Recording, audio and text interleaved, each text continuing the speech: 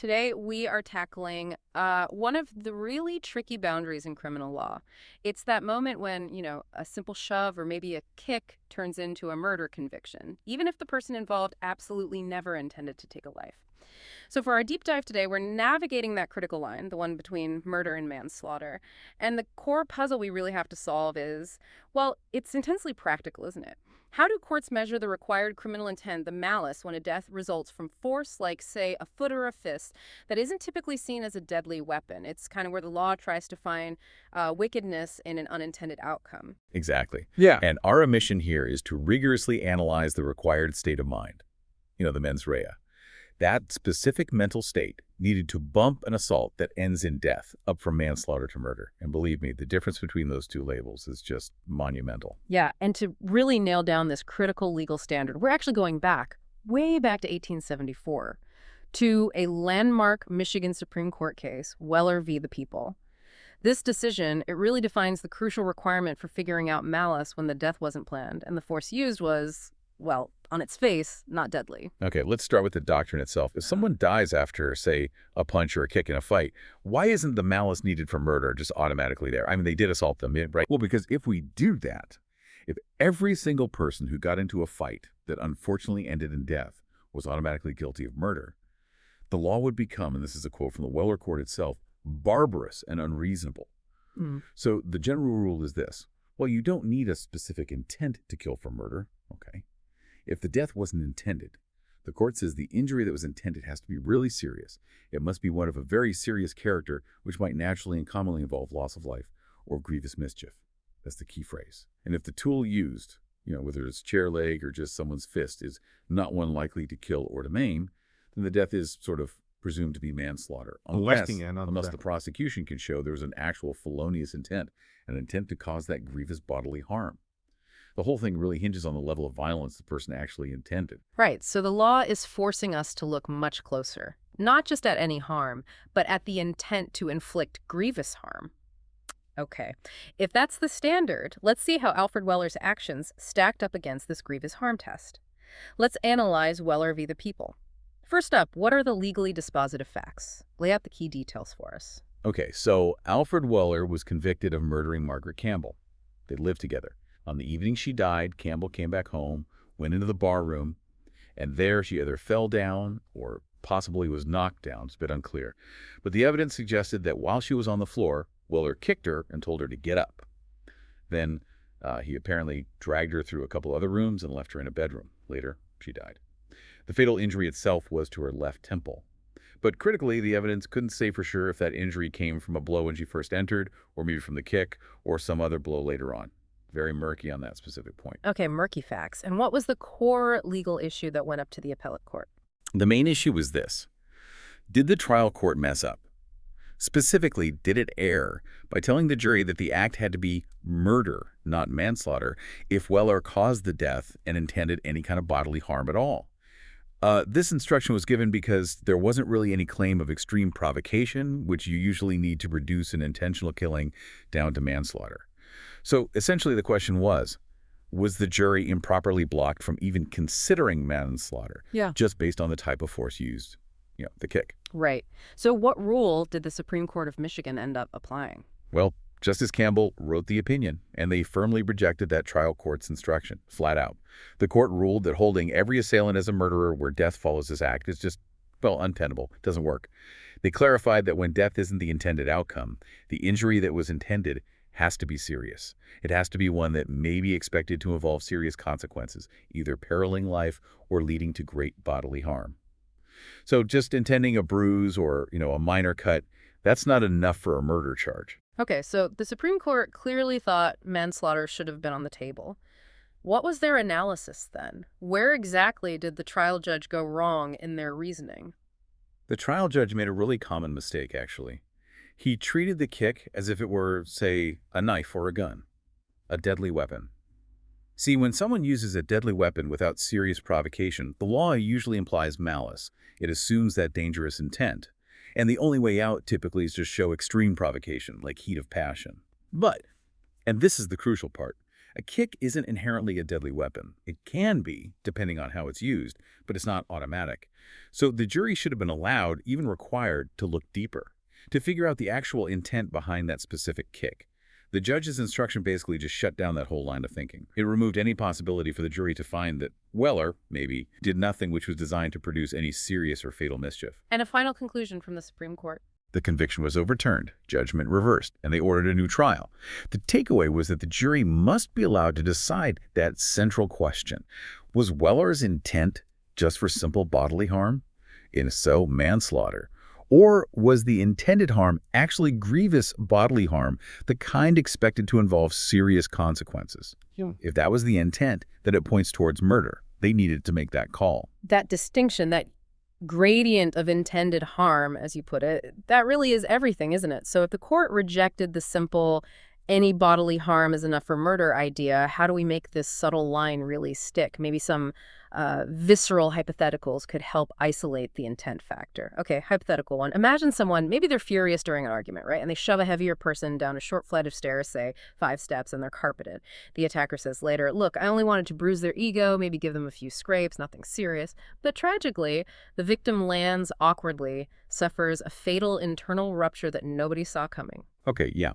Applying the Wellar test here, the analysis has to focus on the context and, crucially, the likelihood of that specific action causing grievous harm. Shoving someone down 5 carpeted steps, I mean, it's definitely wrong. It's assault. But is it an act you'd expect to typically imperil life or cause really grievous mischief? Probably not. So, because the apparent intent was more towards simple or maybe moderate harm, but not that grievous bodily harm periling life, this kind of unintended death would likely land in the manslaughter category. Okay, that makes sense. Now, hypothetical 2, let's flip the script a bit. Picture someone lying helpless on the ground, defenseless, and the attacker delivers a really forceful, focused stomp, maybe with the heel of a heavy boot right onto the victim's head or maybe their chest, aiming near vital organs like the kidneys or liver. And afterwards, the attacker insists, I never meant to kill them, I just wanted to, hurt them real bad. See, this scenario hits the Wellar standard for murder, even without a gun or knife. Why? Because intentionally aiming an extremely forceful blow, like a stomp with a heavy boot, at a vital spot. That's an act where the consequences are, quote, probably or manifestly dangerous. The intended injury itself, serious internal harm to a vital organ, is highly likely to involve those serious consequences, unquote. That level of intended violence, that specific kind of violence aimed at a vulnerable area, shows the necessary malice for murder. Does this really matter what the attacker claims afterwards about not intending death? The nature of the intended violence speaks for itself. Wow, yeah. That comparison really does provide the crystal clear contrast we needed. It completely shifts the focus, doesn't it? Away from just the instrument, the foot, the fist, whatever, and squarely onto the criminal mind, the intent behind it. Okay, great. To wrap this all up then, what's the actionable step-by-step diagnostic checklist? The one based on this Wellar analysis that, our listener can use to spot this crucial issue instantly, maybe on an exam or just thinking about cases. Absolutely. This framework is really essential for issue spotting anytime you see a death that follows an assault where there wasn't a clear, specific intent to kill. You've got to ask these questions and, importantly, in this order. Step 1, homicide confirmed. Basic question. Did the defendant's wrongful act actually cause the death? Legally speaking, baseline causation. Got to have that first. Step 2, specific intent to kill. Was there an actual intent to kill? If the answer is yes, well, then it's murder. Probably first degree in many places, but definitely murder. Analysis is pretty straightforward there. Okay, step 3. If the answer to number 2 is no specific intent to kill, then we ask, deadly weapon used. Was the act committed with something generally considered a deadly weapon, and was it used in a way that could easily imperil life? If yes, the law usually implies the necessary felonious intent, the malice for murder. The only way out then is usually extreme provocation. Right, now step 4. This is the core of Wellar, non-deadly means used, the Wellar test. If the thing used wasn't likely to kill or maim like a simple kick or a shove, maybe a punch, then you have to dig deeper. You ask 2 key things. 1, did the defendant intend an injury of a very serious character? And 2, was that intended injury one that may be expected to involve serious consequences, either periling life or leading to great bodily harm? And finally, step 5. The conclusion, it flows directly from step 4. If the defendant's intent meets that high serious harm standard from the Wellar test in step 4, then the resulting crime is murder.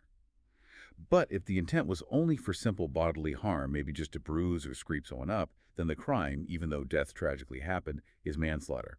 Okay, let's unpack this. So the absolute key takeaway from diving into this almost 150-year-old law is that when you see an unintended death coming out of a fight or an assault, the law doesn't just throw up its hands and look at the awful result.